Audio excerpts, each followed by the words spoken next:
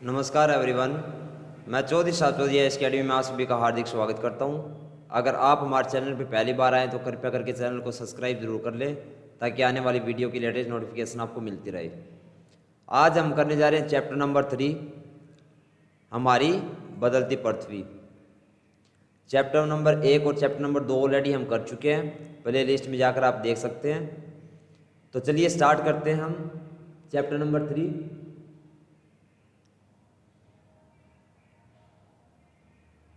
सबसे पहले हमारा जो स्थलमंडल है वो अनेक प्लेटों में विभाजित है और उन सभी को हम क्या कहते हैं, स्थलमंडलीय प्लेट कहते हैं। जो हमारा स्थलमंडल है उसकी वो अनेक प्लेटों में विभाजित है और उसको हम क्या कहते हैं, स्थलमंडलीय प्लेट कहते हैं।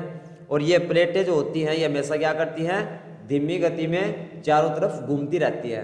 क्या करती हैं, धीमी गति से चारों तरफ घूमती रहती हैं और हर साल ये सिर्फ और सिर्फ कुछ मिलीमीटर के लगभग ही इधर उधर खिसकती हैं। क्या होता है, ये इतनी धीमी गति से घूमती हैं कि एक साल के अंदर ये कुछ मिलीमीटर के लगभग ही इधर उधर खिसकती है।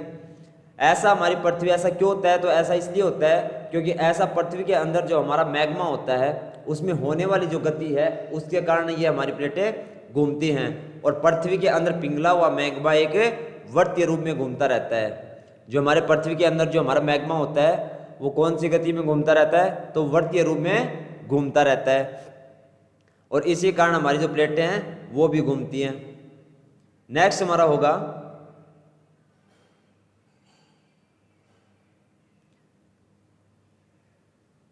अंतर्जनित बल। हम किसे कहते हैं, तो अंतर्जनित बल हमारा वो होता है जो बल पृथ्वी के अंदर के भाग में घटित होता है, उसको हम क्या कहते हैं, अंतर्जनित बल।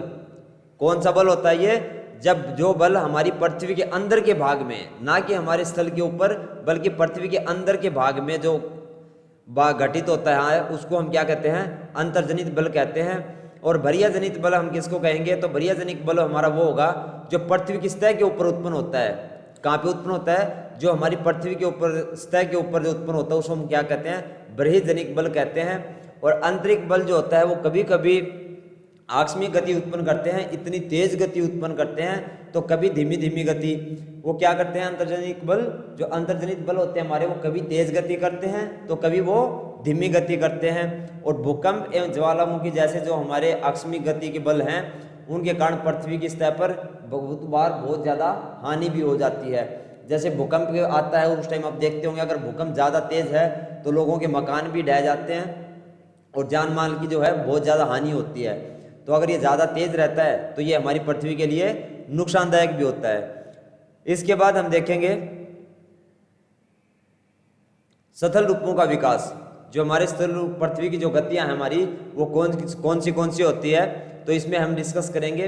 सबसे पहले हमारे अंतर्जनित बल और बहिर्जनित बल, पृथ्वी के दो गतियां होती हैं और उनके पार्ट्स होते हैं। तो सबसे पहले हम डिस्कस करेंगे अंतर्जनित बल। और अंतर्जनित बल क्या होता है, जो हमारी पृथ्वी के अंदर के भाग में जो घटित होता है उसको हम क्या करते हैं, अंतर्जनित बल कहते हैं। इसके दो टाइप होते हैं, एक आकस्मिक बल और एक पटल विरूपण बल। उसके बाद में हमारे आकस्मिक बल के जो हैं वो 3 टाइप होते हैं। कौन से होते हैं आकस्मिक बल के अंदर, भूकंप हो गया, ज्वालामुखी होगी, भूस्खलन जो हो गया, ये सब किसके अंदर आते हैं हमारे, ये सब आकस्मिक बल के अंदर आते हैं। उसके बाद में सेकंड क्या रहेगा, पटल विरूपण बल। इसका क्या रहेगा, पर्वत निर्माणकारी बल। क्या होगा, पर्वत निर्माणकारी बल। इसके बाद में सेकंड टाइप की जो हमारी गतियां होंगी पृथ्वी वो क्या होती हैं, बृहजनित बल। और बृहजनित बल क्या होता है, बृहजनित बल वो होता है जो पृथ्वी की सतह के ऊपर जो घटित होता है उसको हम क्या कहते हैं, बहिर्जनित बल कहते हैं। आंतरिक बल, अंतर्जनित बल जो होता है वो हमारा पृथ्वी का आंतरिक बल होता है जो हमारी पृथ्वी के अंदर घटित होता है नीचे। और बहिर्जनित बल क्या होता है, जो जमीन की सतह के ऊपर घटित होता है उसको कहते हैं बहिर्जनित बल। और इसमें हम क्या ले सकते हैं, इसको अपर्दन और निक्षेपण जो हमारा वो दोनों बहिर्जनित बल के टाइप होंगे। इसमें हम किसको काउंट कर सकते हैं, हम नदियां भी ले सकते हैं। जो बहता हुआ कोई भी पानी हो गया जो हमारी नदियों में बहता है वो पानी ले सकते हैं। हमारी हवा हो गई, समुद्र की जो तरंगे होती हैं जो पानी की बहाव को आगे ले जाते हैं और एकदम से ऊपर उठती हैं उनको समुद्री तरंग कहते हैं। हमारे हिमनद हो गए, ये सभी किसके अंदर आते हैं, अपर्दन और निक्षेपण के अंदर। तो इसी प्रकार हमारी पृथ्वी की जो गतियां होती हैं वो सिर्फ ये दो ही होती हैं, अंतर्जनित बल और बहिर्जनित बल। नेक्स्ट हमारा होगा ज्वालामुखी, ज्वालामुखी हमारा क्या होता है? ज्वालामुखी हमारी ऊपर पट्टी के ऊपर एक ऐसा छिद्र होता है जिसमें पिघला हुआ जो पदार्थ होता है वो अचानक बाहर निकलता है। ज्वालामुखी आपने देखा होगा बहुत बार वीडियोस में भी कि पहाड़ी एरिया जो होता है उसके ऊपर एक छोटा छिद्र होता है, नीचे मैग्मा जो होता है वो पूरे प्रेशर के साथ बाहर निकलता है और बाहर आके वो पहाड़ी एरिया और हमारी ज़मीन के ऊपर भी आ जाता है, समतल पे भी। तो जब आकर अचानक से जब ठंडा हो जाता है तो उसको हम क्या कहते हैं? बहिर। और वो जो अंदर से हमारा अंदर का अंदर रह जाता है उसको हम क्या कहते हैं? अंतर्जनित। जो बाहर जो हमारा मैग्मा निकलता है वो जल्दी ठंडा हो जाता है और जो हमारा अंदर जो मैग्मा होता है वो धीरे धीरे ठंडा होता है। और बाहर का जो हमारा मैग्मा होता है वो क्या होता है? छोटे कण वाला होता है। और अंदर जो मैग्मा रह जाता है, जो अंदर जम जाता है, तो वो धीरे धीरे ठंडा होता है, इसलिए वो बड़े आकार का होता है। आगे हम देखेंगे इस डायग्राम के द्वारा कि ज्वालामुखी में क्या क्या होता है। तो ये आप डायग्राम देख पा रहे होंगे, ज्वालामुखी का डायग्राम है। तो इसमें जो ऊपरी ऊपरी होती है, देखो गैस और राख आपको निकल रही दिख रही होंगी डायग्राम में। उसके बाद में जो इसका ये नीचे का जो हिस्सा होगा वो हमारा क्रेटर बोलते हैं हम उसको। उससे नीचे का जो पार्ट होगा हम उसको निकास बोलते हैं, जहाँ से ये पदार्थ बाहर निकलते हैं। साइड में आप देख रहे होंगे लावा कि ऊपर से वहाँ से निकला और साइड में जमना शुरू हो गया है, तो ये क्या कहते हैं? हम इसको लावा कहते हैं। और साइड में आप देख पा रहे होंगे ये हमारी परपट्टी होती है। और परपट्टी क्या होती है? हमारी पतली परत होती है भूमि की, उसको हम क्या कहते हैं? परपट्टी। नीचे हमारा मेटल का हिस्सा आ जाता है। उसके बाद में साइड में आप देख रहे होंगे मैग्मा कोस्ट। यहाँ पे हमारा मैग्मा कोस्ट क्या होगा? यहाँ पे हमारा सारा लावा होता है, यहाँ से ये बाहर की तरफ निकलता है। जब इसको हम बाहर निकल जाता है तो ये बहिर्जनित कहते हैं। और अगर ये अंदर का अंदर ठंडा हो जाता है तो हम इसको आंतरिक कहते हैं। नेक्स्ट हम डिस्कस करेंगे भूकंप क्या होता है। भूकंप क्या होता है? क्योंकि हमारी जो स्थलमंडलीय प्लेट हैं वो गति करती रहती हैं और उसी की वजह से क्या होता है? हमारी पृथ्वी की सतह पर कंपन होता है। और यह कंपन जो होता है हमारी पृथ्वी के चारों ओर गति करता रहता है और इसी कंपन को हम क्या कहते हैं? भूकंप कहते हैं। और भूपर पट्टी के नीचे का वह स्थान जहाँ पर हमारा जो कंपन आरंभ होता है या भूकंप जो आरंभ होता है उस क्षेत्र को हम क्या बोलते हैं? उद्गम केंद्र। क्या बोलते हैं? उद्गम केंद्र। जहाँ पर हमारा जो कंपन है वो शुरू होता है उसको हम क्या कहते हैं? उद्गम केंद्र कहते हैं। तो उसके बाद में उद्गम केंद्र के भूस्तर पर उसके निकटतम स्थान को हम क्या कहते हैं? अधिकेंद्र कहते हैं। जो हमारा उद्गम केंद्र होगा उसका भूमि के ऊपर जो होगा निकटतम स्थान उसको हम क्या कहते हैं? अधिकेंद्र कहते हैं, मतलब कि बाहर का। और अधिकेंद्र से कंपन बाहर की ओर तरंगों के रूप में निकलता है। कैसे निकलता है? भूकंप जो कंपन होता है हमारा ये कैसे निकलता है? तरंगों के रूप में बाहर निकलता है।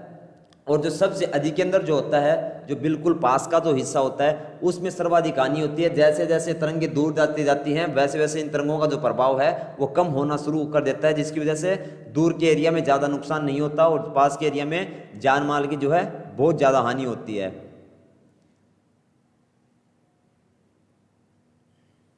यहाँ पे हम देखेंगे भूकंप। तो ये देखिए आप नीचे नीचे आपका बिल्कुल केंद्र में दिखाई दे रहा होगा उद्गम केंद्र। और उद्गम केंद्र कौन सा होता है? जहाँ से कंपन स्टार्ट होता है। उसके बाद में आप ये तरंगे देख पा रहे होंगे, भूकंपी तरंगे सभी दिशाओं में बाहर की ओर निकलती हैं। ये देखिए आप बाहर आपको इस डायग्राम के द्वारा कि इसमें आपको तरंगे बाहर निकलती दिखाई दे रही होंगी। अधिकेंद्र देखिए आप बिल्कुल पास का जो हिस्सा होता है बाहर पृथ्वी के ऊपर सतह के ऊपर उसको अधिकेंद्र कहते हैं हम। और ये बीच से आपको जो लाइनिंग दिख रही है व्हाइट, ये क्या हमारा प्लेट की सीमा होती है यह। इसके बाद में नेक्स्ट हम डिस्कस करेंगे जलप्रपात। कि जलप्रपात हमारे क्या होते हैं। जब नदी किसी खड़े ढाल वाले जलप्रपात से अत्यधिक कठोर शैल या खड़े ढाल वाली घाटी में गिरती है तो जलप्रपात बनाती है। जब कोई नदी है वो किसी पहाड़ से या किसी से भी ऊपर से नीचे की तरफ जब घाटी में गिरती है, नीचे जो गहराई होती है उसके अंदर जब गिरती है तो उसको हम क्या कहते हैं? जलप्रपात कहते हैं। और सबसे ऊंचा जो जलप्रपात है हमारा वो कौन सा है? दक्षिण अमेरिका के वेनेजुएला का एंजल जलप्रपात है। कौन सा? दक्षिण अमेरिका के वेनेजुएला का एंजल जलप्रपात है। और बाकी जो जलप्रपात होंगे वो होंगे उत्तरी अमेरिका में कनाडा तथा संयुक्त राज्य अमेरिका की सीमा पर स्थित नियाग्रा जलप्रपात। और अफ्रीका में कौन सा है? तो अफ्रीका में हमारा जाम्बिया एवं जिम्बाब्वे की सीमा पर स्थित विक्टोरिया जलप्रपात है हमारा। कौन सा है? विक्टोरिया जलप्रपात है। नेक्स्ट हम डायग्राम में देखेंगे कि जलप्रपात कैसे होते हैं। ये देखिए आप, कठोर शैल जल की शक्ति द्वारा काटे गए मृदु शैल ये दोनों चीज़ें यहाँ पे हम देख पाएंगे। कठोर सेल हमारे क्या होते हैं, ये हमारे कठोर सेल होंगे डायग्राम में आप देखें। और दूसरा हमारे जल की जो ऊपर से जो पानी गिरता है तो उसके द्वारा जो कट जाती है हमारी वहाँ की जो भूमि कट जाती है, जो पत्थर होते हैं वो घिस जाते हैं या कट जाते हैं या टूट जाते हैं, तो उसको हम क्या कहते हैं, जल की शक्ति के द्वारा काटे गए मृत्यु सेल। वो कौन से सेल होते हैं, तो उनको हमें मृत्यु सेल बोलते हैं। नेक्स्ट हम डिस्कस करेंगे नदी जब मैदानी भाग क्षेत्र में प्रवेश करती है तब वह मोड़दार मार्ग पर बहने लगती है। जब हमारी जो नदी होती है जब वो समतल भाग के ऊपर जब प्रवेश करती है तो वो क्या करती है, मोड़दार मार्ग होते हैं उनके ऊपर बहना शुरू कर देती है, इधर से उधर ऐसे घूम के। तो इन बड़े मोड़ों को हम क्या कहते हैं, विसर्प कहते हैं। क्या कहते हैं, विसर्प। की जो नदी होती है वो सांप की शेप ले लेती है तो उसको हम क्या कहते हैं, विसर्प कहते हैं। और इसके बाद जो विसर्पों के किनारे पर लगातार अपर्दन होता है और निक्षेपण शुरू हो जाता है, समय के साथ विसर्प लूप नदी से कट जाते हैं और एक अलग झील बनाते हैं जिसे हम चाप झील कहते हैं। चाप झील हम किसी कहते हैं कि विसर्प लूप नदी से कट जाते हैं और एक अलग झील को जब बना लेते हैं तो उसको हम क्या कहते हैं, चाप झील कहते हैं। और समुद्र तक पहुंचते पहुंचते जो हमारी नदी का जो प्रवाह होता है, पानी के बहने की जो गति होती है वो बिल्कुल धीमी होती जाती है और अनेक धाराओं में विभाजित हो जाती है। जो शुरुआत में जहाँ से नदी निकलती है तो बिल्कुल कम स्पीड होती है, धीरे धीरे वो तेज स्पीड कर लेती है, लेकिन जैसे जैसे वो समुद्र के पास पहुँचना शुरू करती है तो क्या करती है, वो बिल्कुल धीमी हो जाती है। और उसके कारण क्या होता है, वो अनेक धाराओं में विभाजित हो जाती है। जैसे आपने बारिश आती है, जब अपने आसपास के एरिया में भी आपने देखा होगा, तो उसको हम क्या कहते हैं, उसको हम वितरिका कहते हैं। क्या कहते हैं, उसको हम वितरिका कहते हैं। और इसके बाद में हमारा नेक्स्ट होगा कि जहाँ नदी धीमी हो जाती है वह अपने साथ लाए जो मलबा होता है, उसके बाद साथ जो कंकड़ होते हैं या फिर कोई मिट्टी होती है जो तेज़ बहाव के साथ उसके साथ आ गई थी, यहाँ पे वो क्या कर देती है, धीमी होने की वजह से वो नीचे जमना शुरू कर देती है और पानी आगे निकलना शुरू कर देता है। और प्रत्येक जो वितरिका होती है अपने मुहाने का निर्माण करती है। जो लास्ट का जो छोर होता है उसको हम क्या कहते हैं, मुहाना कहते हैं। और सभी मुहानों की अवसादी के संग्रह में डेल्टा का निर्माण होता है। डेल्टा का निर्माण इन्हीं के द्वारा होता है। जो अवसाद ये लेके आते हैं वो जमा वहाँ पे हो जाते हैं, तो इन्हीं के द्वारा डेल्टा का निर्माण होता है। इस डायग्राम में देखेंगे चाप झील, विसर्प और तटबंध हमारे क्या होते हैं, बाढ़ का मैदान कौन सा होता है, तो ये देख रहे होंगे विसर्प, जो साइड में जो कोना बच गया इसको हम विसर्प कहते हैं। और चाप झील क्या होती है कि ये आपकी नदी है वो इस साइड चलेगी, उस टाइप क्या है आपकी चाप झील बन जाती है, एक झील बन जाती है जिसमें पानी रह जाता है, उसको हम चाप झील कहते हैं। बाढ़ का मैदान जो आगे होगा उसको हम बाढ़ का मैदान कह देते हैं। अगर ये अपने बॉर्डर को क्रॉस करती है तो आसपास के क्षेत्र में क्या होता है, बाढ़ आ जाती है। नेक्स्ट हमारा होगा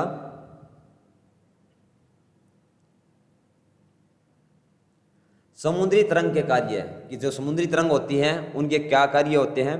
तो जो समुद्री तरंगों के अपर्दन और निक्षेपण से तटीय स्थलाकृतियां बनती हैं। जो समुद्र की जो तरंगे होती हैं उनसे अपर्दन एवं निक्षेपण से क्या बनती हैं, तटीय स्थलाकृतियां बनती हैं। और समुद्री तरंगे जो होती हैं वो लगातार किससे टकराती रहती हैं, तो वो सैलों से टकराती रहती हैं, जिससे क्या होता है उनमें दरारें आ जाती हैं। और समय के साथ साथ जैसे जैसे वो हमेशा, क्योंकि आपने देखा कि तरंगे उठती रहती है समुद्र के अंदर, तो बार बार वो टकराएंगी, तो उससे क्या होता है जो दरारें उसमें पड़ी थी वो बड़ी और चौड़ी हो जाती हैं। और इनसे क्या होता है, फिर इनसे समुद्री गुफा बन जाती है। क्या होता है, समुद्री गुफा बन जाती है। हम क्या कहते हैं, समुद्री गुफा कहते हैं। इन गुफाओं के बड़े हो जाने पर इनमें केवल छत ही बचती है। क्या कहा गया है, इन गुफाओं के बड़े होते जाने पर इनमें केवल छत ही बच जाती है। क्यों सिर्फ छत बच जाती है, क्योंकि बार बार जैसे जैसे वो पानी आके टकराता है उनसे, तो धीरे धीरे वो पत्थर है ना टूटना शुरू कर देते हैं। तो लास्ट में क्या होता है, सिर्फ उनकी छत बच जाती है ऊपर की, क्योंकि बाकी जो है मिट्टी वो लग पानी की तरंगे लगने के कारण, पानी तेज भाव से लगने के कारण वो छोटे छोटे टुकड़े उनके टूटते रहते हैं, जिसको तटीय मेहराब बनते हैं। क्या होता है, जिससे तटीय मेहराब बनते हैं। और लगातार अपर्दन छत को भी तोड़ देती है, क्योंकि साइड में जैसे जैसे कटता रहेगा धीरे धीरे तो सिर्फ छत बचेगी, तो छत तो बचेगी नहीं, वो भी टूट जाएगी एक टाइम पे अगर लगातार पानी उसके लगता रहेगा। और फिर क्या होता है, केवल दीवारें बचती हैं। अब साइड की जो पतली पतली दीवारें बची हैं वो बचती हैं। और दीवार जैसी आकृतियों को क्या कहते हैं, हम स्टैक कहते हैं। क्या कहते हैं, स्टैक कहते हैं। और समुद्री जल के ऊपर लगभग ऊर्ध्वाधर उठे हुए ऊंचे सैली तटों को समुद्र भर्ग्यू कहते हैं। जो हमारा समुद्र होता है उसमें ऊर्ध्वाधर उठे हुए जो ऊंचे सैली तट होते हैं उसको हम क्या कहते हैं, भर्ग्यू कहते हैं। और समुद्री तरंग के किनारे के ऊपर अवसाद जमाकर पुलिन का निर्माण करती है। जो समुद्री तरंगें होती हैं वो किनारों पर क्या करती हैं, अवसाद जो जमा हो जाता है हमारा, धूल मिट्टी या कोई पत्थर हो गया, तो उसको हम क्या कहते हैं, पुलिन कहते हैं। ये आप देख पा रहे होंगे इसमें डायग्राम में, आप देखिए कि सबसे पहले आपका तटीय मेहराब दिया गया है कि जब वो लेके आती हैं उसके बाद में आपको स्टैक वो रहा जिसकी छत ऊपर से आप स्टैक देख पा रहे होंगे डायग्राम में। स्टैक क्या होता है, जब ऊपर की छत गिर जाती है और सिर्फ दीवारें बच जाती हैं तो उसको हम क्या कहते हैं, स्टैक कहते हैं। तो आप साइड में डायग्राम में देख सकते हैं समुद्री गुफा आप देख पा रहे होंगे, इस साइड समुद्री गुफा का दिया गया लेफ्ट हैंड साइड। तो जैसे जैसे इससे पानी टकराता जाएगा या क्या होता जाएगी, ये चौड़ी होती जाएगी और एक टाइम पे आके इसके पास छत बचती है। और जैसे जैसे पानी का भाव हर रोज लगता रहता है तो क्या होता है, वो छत भी गिर जाती है, तो सिर्फ और सिर्फ साइड की दीवारें रह जाती हैं। इसके बाद में नेक्स्ट लेक्चर में हम क्या करेंगे, इसके एक्सरसाइज के जो क्वेश्चन होंगे इस चैप्टर के वो करेंगे।